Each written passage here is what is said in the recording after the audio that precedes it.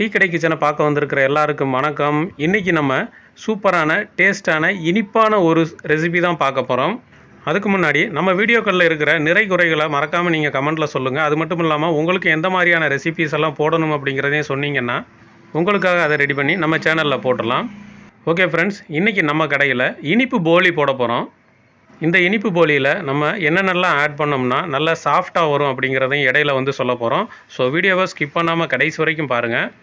இந்த இனிப்பு போலி பண்ணுறதுக்கு 1 கிலோ மைதா மாவு எடுத்துருக்குறோம். இது கூடவே ஒரு அரை ஸ்பூன் வந்து உப்பு சேர்த்துக்கலாம்.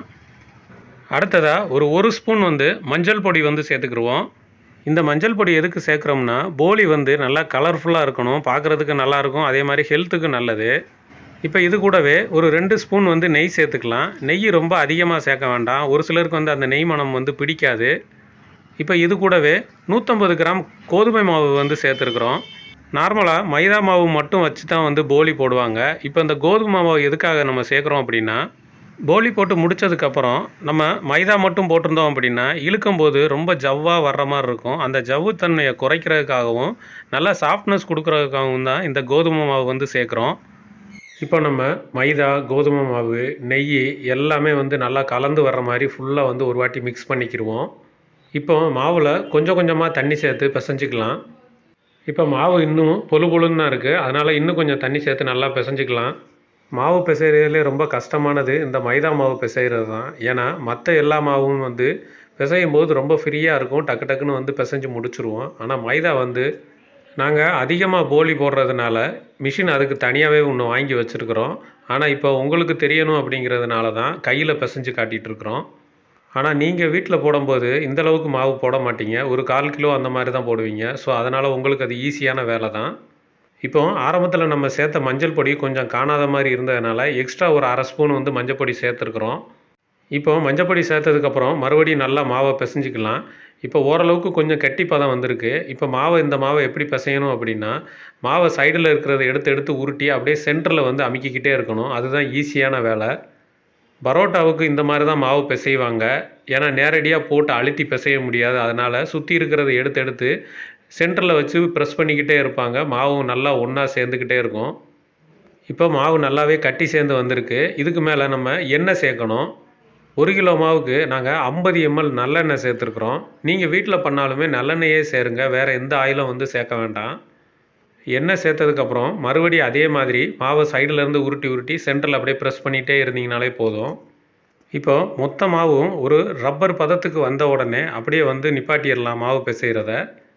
இதுக்கு மேலே கொஞ்சம் நல்லெண்ணெயை விட்டு அப்படியே அழுத்தி விட்டு அந்த மொத்த பாத்திரத்துலேயும் ஊற வைக்கணும். இந்த மாவு கிட்டத்தட்ட 1 மணி நேரத்துக்கு குறையாமல் மாவு ஊறணும். அப்போ தான் வந்து திரும்ப நம்ம போலி போடும்போது நல்லாயிருக்கும். மாவு பிசைஞ்ச தட்டிலையே அந்த மாவை நல்லா அமுக்கி வச்சுட்டு அதுக்கு மேலே வாழை இலையை வந்து 2 போட்டு நல்லா மூடி வச்சுருவோம். ஒரு 1 மணி நேரம் அப்படியே இருக்கட்டும். இப்போ இதுக்கு மேலே அந்த போலிக்கு உள்ளே வைக்கிறதுக்கு பூரணம்னு சொல்லுவாங்க, அது நம்ம ரெடி பண்ணணும். இந்த பூரணம் வந்து 2 விதத்தில் வந்து நம்ம பண்ணலாம்.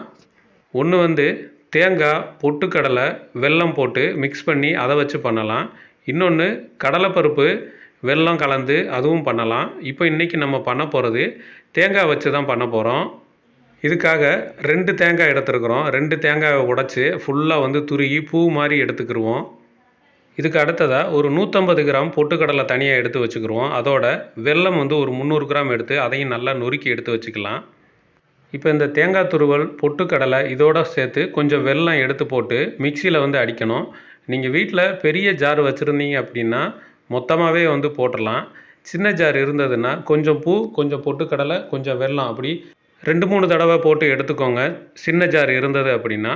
ஒருவேளை உங்கள்கிட்ட பெரிய ஜார் இருந்தது அப்படின்னா இது எல்லாத்தையுமே மொத்தமாகவே போட்டு மிக்சியில் வந்து லைட்டாக போட்டு சக்கையாக வர்ற மாதிரி அடித்து எடுத்துக்கலாம். இந்த மாதிரி மிக்சியில் போட்டு அடிக்கிறதுக்கு உங்களுக்கு கொஞ்சம் சிரமமாக இருந்தது அப்படின்னா நீங்கள் தேங்காய் துருவலை மட்டும் நிறுத்திக்கோங்க. நிறுத்திட்டு இந்த பொட்டுக்கடலையும் வெல்லத்தை மட்டும் மிக்சியில் போட்டு அடிச்சுட்டு தேங்காய் துருவலை தனியாகவே வச்சுக்கோங்க. இப்போ மிக்சியில் அடித்த அந்த பொடி அதோடு சேர்த்து இந்த தேங்காய் துருவல் இது எல்லாத்தையுமே ஒரு வாணலியில் போட்டு லேசாக வந்து ஃப்ரை பண்ணலாம். அடுப்பை வந்து சூடை வந்து ரொம்ப கம்மியாக வச்சுக்கோங்க. அதிகமாக வச்சுட்டிங்கன்னா டக்குன்னு இது வந்து அடி பிடிச்சிரும். மெதுவாக நீங்கள் கிண்டிக்கிட்டே இருக்கும்போது அந்த வெல்லம் வந்து கொஞ்சம் கொஞ்சமாக இளகி அது வந்து கட்டியாக வர ஆரம்பிக்கும். இப்போ ஓரளவுக்கு கட்டி பதத்துக்கு வந்த உடனே நம்ம வந்து அடுப்பை ஆஃப் பண்ணிடலாம். அதுவே வந்து போதுமானது. இதை நீங்கள் பதம் எப்படி வந்திருக்குன்னு பார்க்குறதுக்கு கொஞ்சமாக எடுத்து நீங்கள் உருண்டை பிடிச்சி பார்த்தீங்கன்னா லட்டு சைஸுக்கு உருண்டையாக வரணும். அப்படி வந்துருச்சுனாலே போதும், அப்படியே இறக்கிடலாம். இப்போ போலிக்குள்ளே வைக்கிறதுக்கு பூரணம் ரெடி ஆயிருச்சு. மாவும் நம்ம ஊற வச்சு 1 ஹவர் ஆயிடுச்சு. இப்போ எடுத்து நம்ம வந்து போலி போட ஆரம்பிக்கணும். இந்த போலி போடுறதுக்கு 2 தோசைக்கல் வந்து வச்சுக்கலாம். இல்லை ஒன்றே வந்து போதுமானது அப்படின்னாலும் ஓகே தான். தோசைக்கல் ரொம்ப சூடு வேண்டாம், லேசான மிதமான சூட்லேயே இருக்கட்டும். இப்போ நம்ம பிசைஞ்சு வச்ச மாவுலேருந்து கொஞ்சமாக எடுத்து அதை நல்லா கை ஃபுல்லாக தட்டி விட்டு அதுக்குள்ளே சின்னதாக உருண்டை பண்ணி உள்ளே வச்சு அப்படியே மூடிடணும். உள்ளே வச்ச பூரணம் வந்து வெளியில் வராத அளவுக்கு நல்லா ஒரு பொட்டலம் போட்ட மாதிரி உள்ளே வச்சு அழுத்தி விட்டுருங்க. இப்போ அந்த பூரணம் கம்ப்ளீட்டாக மைதா மாவுக்குள்ளே மறைஞ்சிருச்சு. இதை அப்படியே ஒரு வாழை இலையில் வச்சு நல்லா மெதுவாக தட்டி அழுத்தி விடுங்க.